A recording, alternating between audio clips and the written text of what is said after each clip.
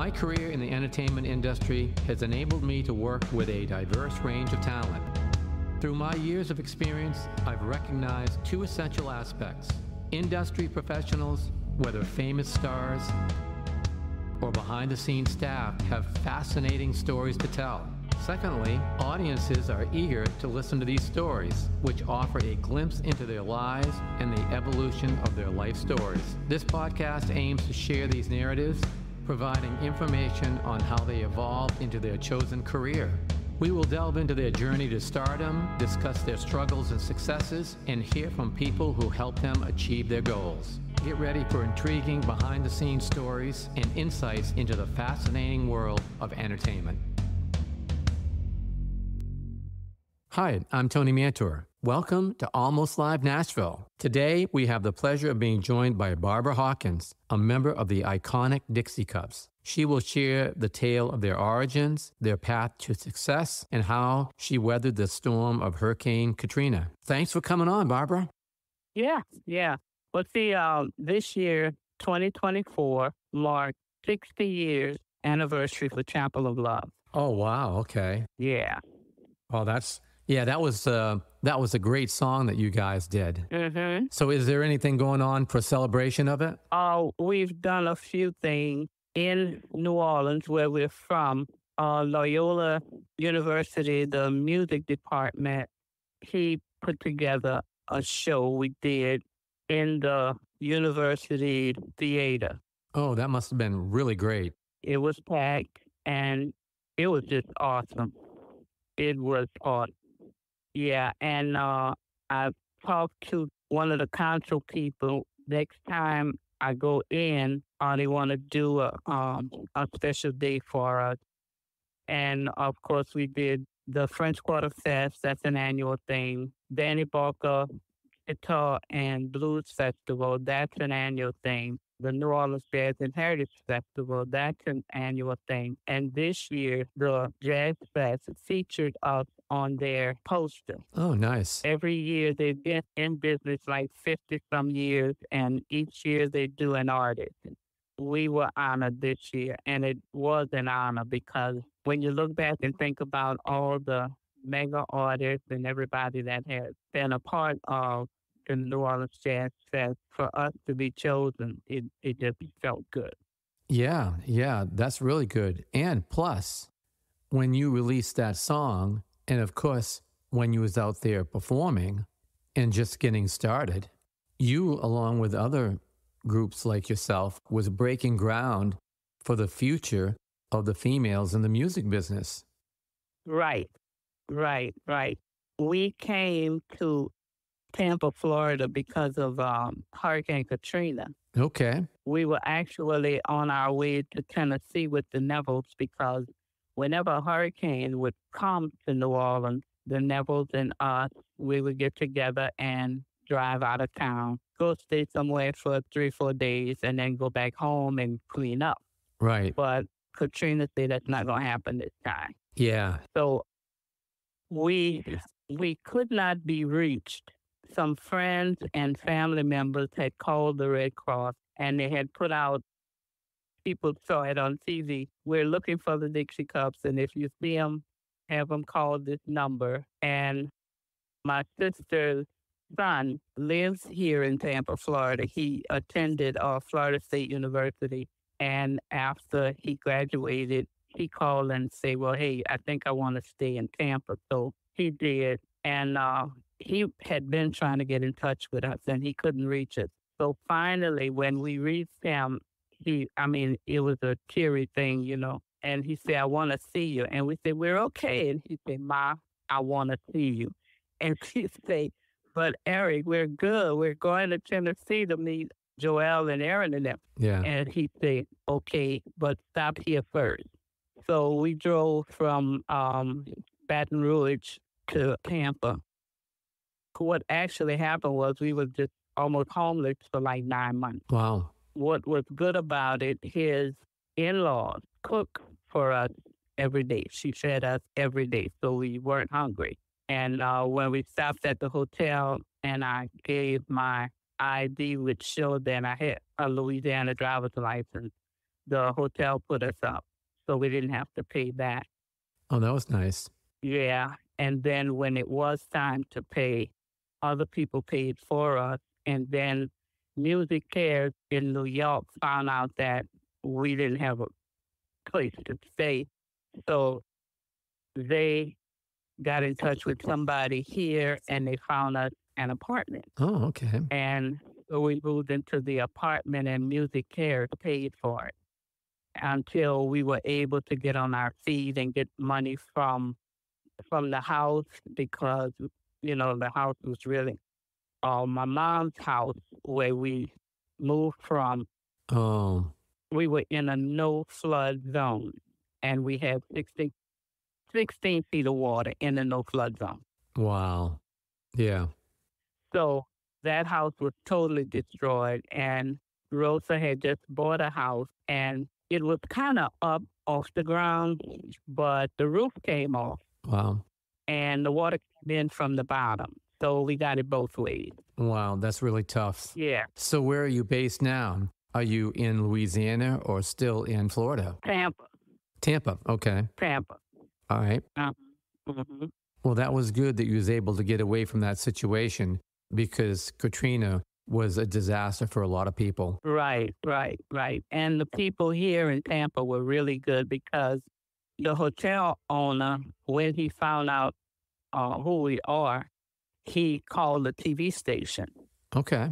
They came out and interviewed us, and the hotel gave us a little suite after that, after he found out who we were. Yeah, and then some of the places here, boutiques, they called us, and we were able to go over and pick out some clothes. That's nice. So they were really good to us here. That's really nice. Mm-hmm. Okay, so going back in time a little bit, it was you, your sister, and your cousin that started out in the music, right? Right.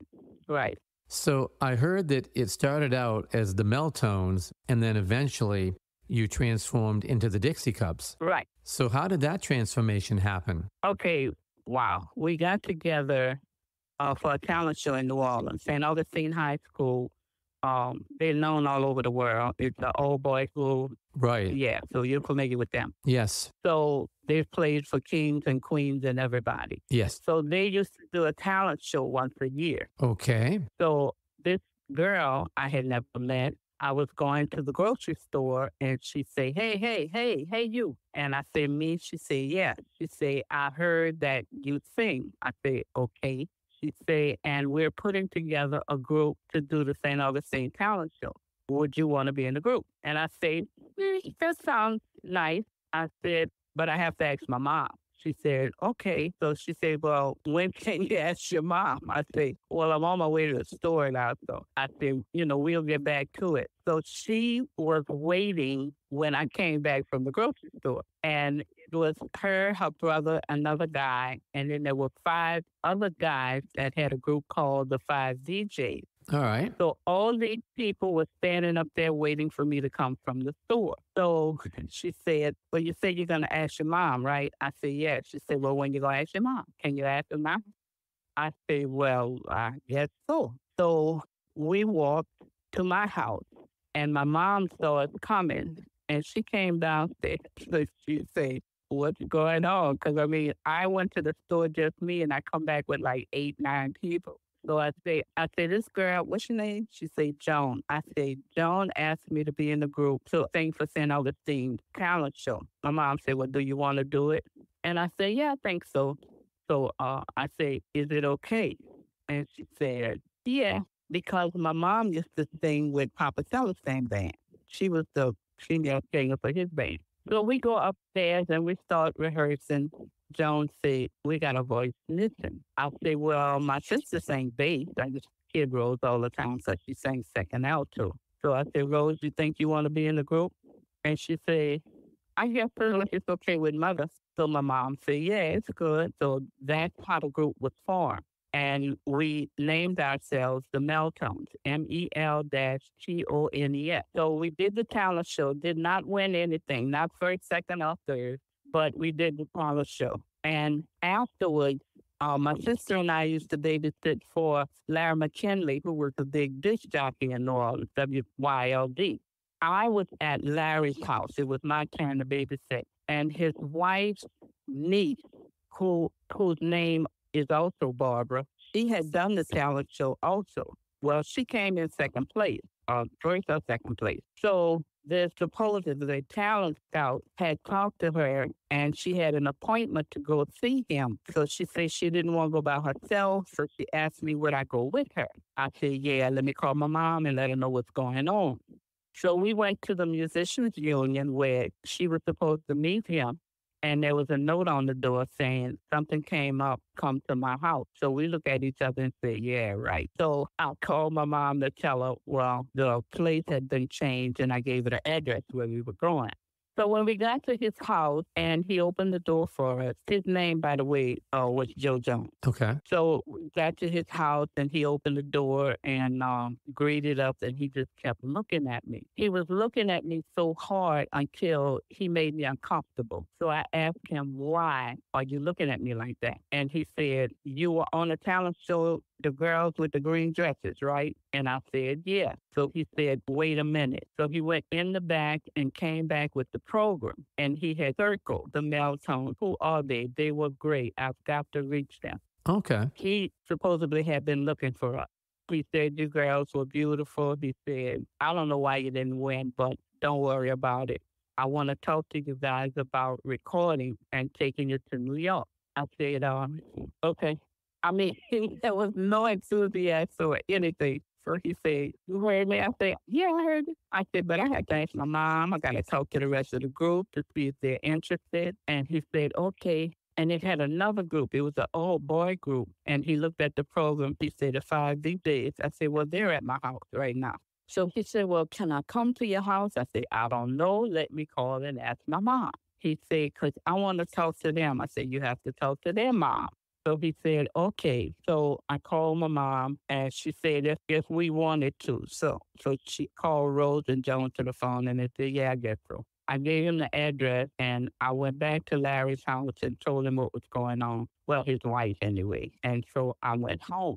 So he came over and when he came and we sang and the 5 DJs sang, Joe's eyes popped out so big I thought they were going to come out his head. Yeah. So he asked my mom, could he use the phone? Well, back then, you had your regular line and you had long distance. And, long distance was more. Right. So he didn't call my mom. He was making a long distance call, which we should have called it right then. Right. Because what was being deceitful, okay? Yeah. So he called Mickey not Mickey, he called Sylvia of Mickey and Sylvia.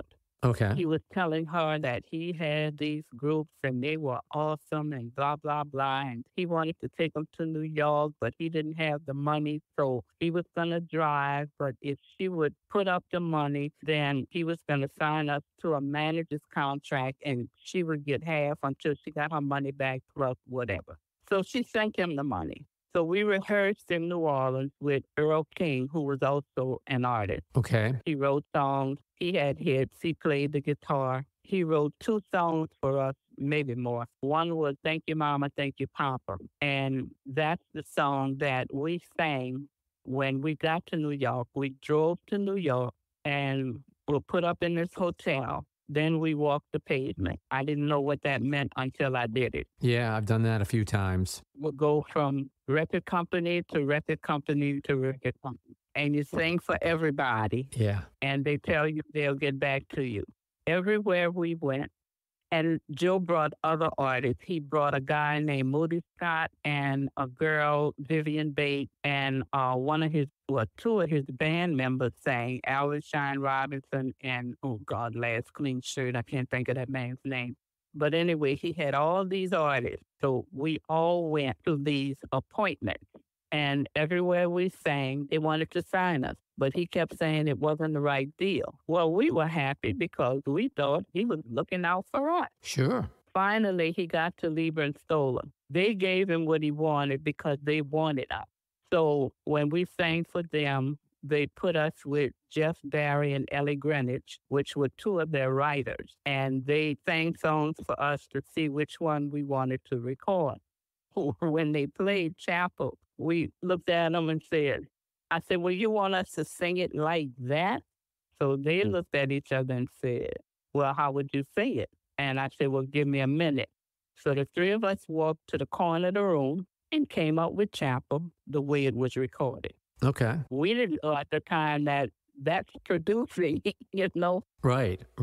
We didn't know. We were green. We didn't know. So Chapel was recorded, and they were so happy when we walked over there and sang it. Well, Chapel, the rest is history, Absolutely. That was a number one song for you. Yeah, the Beatles had come over, so it was Beatlemania in the United States of America. Right. And they had a lot of songs on the top 100. Yeah. Our song went up and knocked all their songs out and stayed on number one. I think it was 3 or 4 weeks. Right. So, and Chapel has done a lot for us. It has gotten us into a lot of doors. We are the only artists that I know from that era that did not do the Dick Clark? Ed Sullivan show. Oh, Ed Sullivan.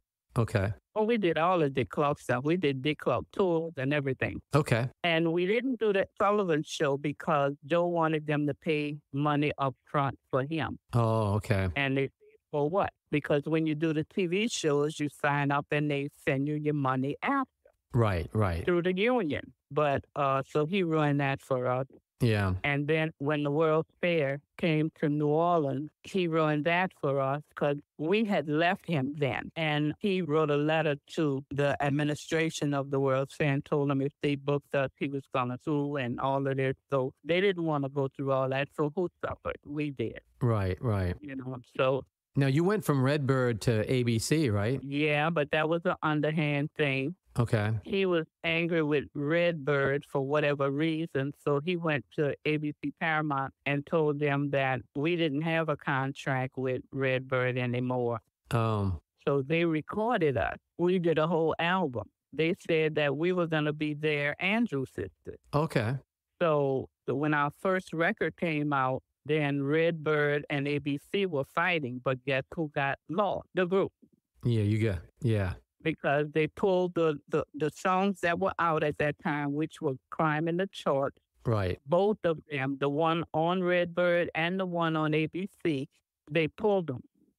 So when they pulled them, that hurt us. Yeah, I've seen that happen before. Yeah, absolutely. So we have been through it. Yeah, unfortunately, sad to say, you hear that story from a lot of artists from that era. Yep. So you and your sister sang together. I have to say, I've been in the business a long time. Anytime you hear a brother or you hear sisters sing together, it's just awesome. They know each other so well and they sing so well together. And I mean, you guys just had harmonies that were just so good. Yeah, thank you. That's because when we were little, we used to sing with our mom and we did trios in church and stuff like that. Yeah. But I lost my sister in 22. Yeah, I was sad to hear that. Yeah, and it's been really, really hard. It's been really hard. Sure. Being without her because she was my right hand. Yeah, well, understandable. You blended so well together. Yeah, we had been together her whole life. Right. Just about. Because when she was born, I was living with my grandmother because at that time, my mom didn't have a house. And you know the story about the mom and dad not together and all of this. Right. And the place where my mom was going to live, you could only have one child, which it sounds harsh, but now that I'm grown, I understand why. Right. People don't train their children and they tear your stuff up. Right. So you could only have one child. So Rosa was a baby, and I went to live with my grandma until my mom could get on her feet. And when she got a place in the Callio project, they didn't have a 2-bedroom, but she said, I'm desperate. And she talked to the people over there. She said, I have to have a place. I want my 2 children together. Sure. So they gave her this 1-bedroom apartment. That was our first house as a family. Then a few years later, they gave us a 2-bedroom. So Rose and I shared a bedroom. And I can say my mom raised us by herself. My dad was no help. He was one of those dead dads. And my grandmother helped her a lot. I can honestly say I never saw a hungry day. Yeah, that's good. I always had a roof over my head. I always had food to eat. We had clothes. And when we were in school, my sister and I was in everything. And whatever you were in, you had to buy.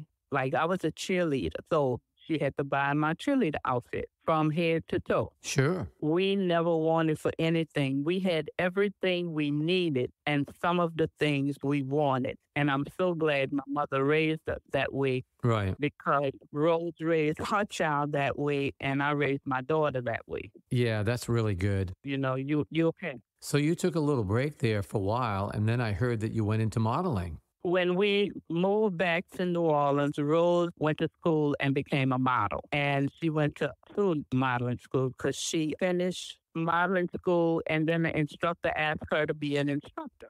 So she started teaching at the modeling school that she finished from. And she did a lot of modeling. She did hand modeling. She did in-store modeling. She did runway modeling. She taught me everything. She worked for 2 different makeup companies. She worked in stores teaching people how to apply the makeup. Then she got me to do it. So after that, I heard that you got back to performing again. Only this time, you had to change the trio up a little bit because Joan had made a decision to leave the band. So what led up to her making the decision to ultimately leave? Joan got out the group way back when we were in New York. Okay. Joan was sick. She had sickle cell anemia. Oh. She used to swell up and she couldn't eat everything, so she wasn't eating right. We weren't getting the right kind of rest because we were on tour. Right. Living on the bus, you know, so she had to quit. Right. And that, along with the way Joe Jones was treating us, right, that really made her quit. So she left the group. This was in the 60s.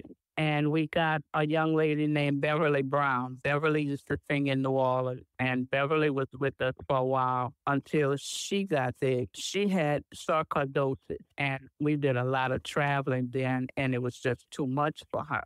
Right, right. And then we got this young lady from New Orleans, her name Dale Michael. Uh-huh. So she was with us for a long time. Right. And then after her, we got Othelga Neville. Yeah, the Neville brothers' sister. Neville brothers' sister. Yeah, yeah. The brothers are like our big brothers. Oh, that's good. What I didn't tell you was after we recorded Chapel and everything, we came back to New Orleans. And when we got back to New Orleans, we used the background Art Neville. Oh, okay. He used to tell people the Dixie Cups that started in my living room because, you know, we were with him, you know, and he took us everywhere. We sang with him everywhere. Right, right. So Othelga and I were friends. We went to Southern University together. And I used to go to her house every day. And then her dad used to drive taxis. He would bring me home. Yeah. So I was part of the Neville house. Yeah, that's good. We are close friends, like sisters. And it was this year. Othelga had brain surgery. Wow. We did this gig. We did the festival, the Danny Barker Festival that Sunday. So I came home that Monday. I flew back to Tampa. Okay. And she was at home and she said she was talking and the words weren't coming out right. So she knew something was wrong. So she called her husband and her daughter and they took her to the hospital and she had to have surgery like 2 days later. Wow. She's doing well now, thank God. Oh, that's just so good to hear. Yeah. So your group came in some ways around the time that the Supremes were going strong. Is that correct? We came after the Supremes. The first female groups really was the Shirelles and the Chantels, then the Supremes, and then Martha and the Vandellas and the Angels and the Chiffons and everybody else. Now, because when we first got in the business, we did the Apollo Theater, and we were on with the Shirelles. they are the ones that taught us what to wear, how to do your hair, how to do your makeup, and all these things because we had only done, we were doing what we saw others do and what was on TV. This was before Rose became a model. Okay. All right. Okay. Yeah. So the Sherelle took us by the hand and they came to our dressing room because I think you did either 4 or 5 shows a day. Yes, that's what I understand. Yeah. So they said, well, you wear this for your last show, you wear this first, and you wear this, and you wear this. And then that's when we were introduced to Larray. He was a beautician and he used to do our hair. But with traveling and not having a beautician with you, it was hard to keep up with the hair. Okay. So that's how we got into the wig. Yeah. But our first picture, that's my natural hair. Okay. Yeah. What I really loved about the songs and the style that you had is that everything just came across so natural. Your harmonies were good. Your vocals were good. It was just a truly great sound.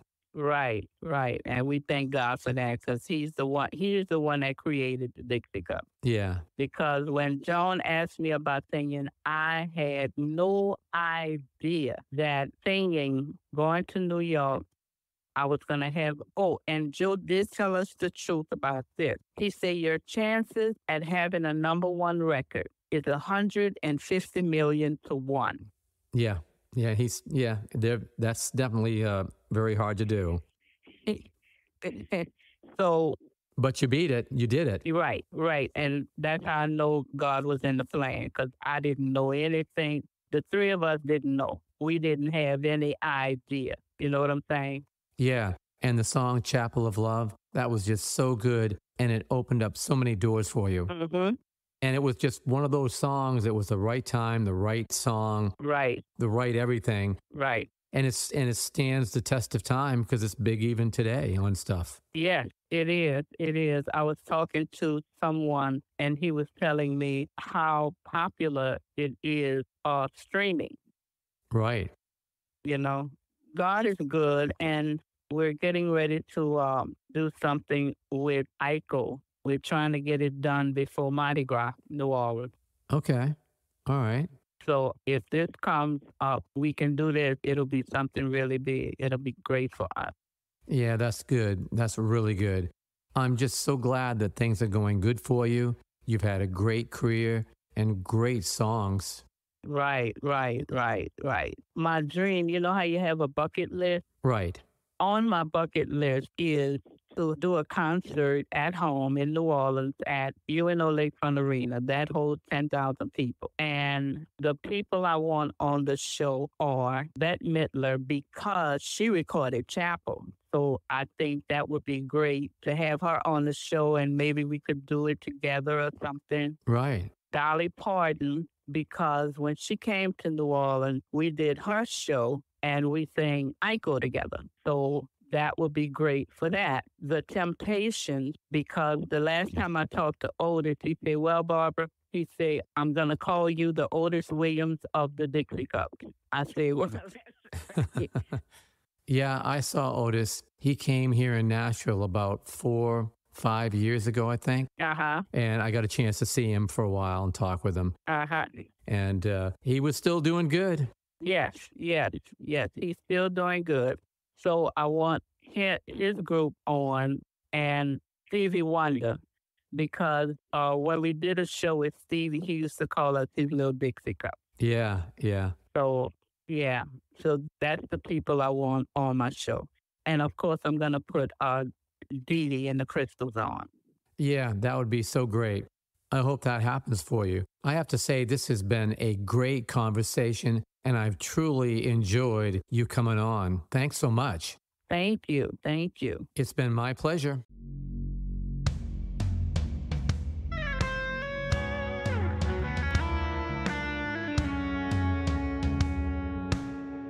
Thanks for joining us today.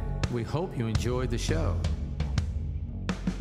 This has been a Tony Mantor production. For more information, contact media@plateaumusic.com.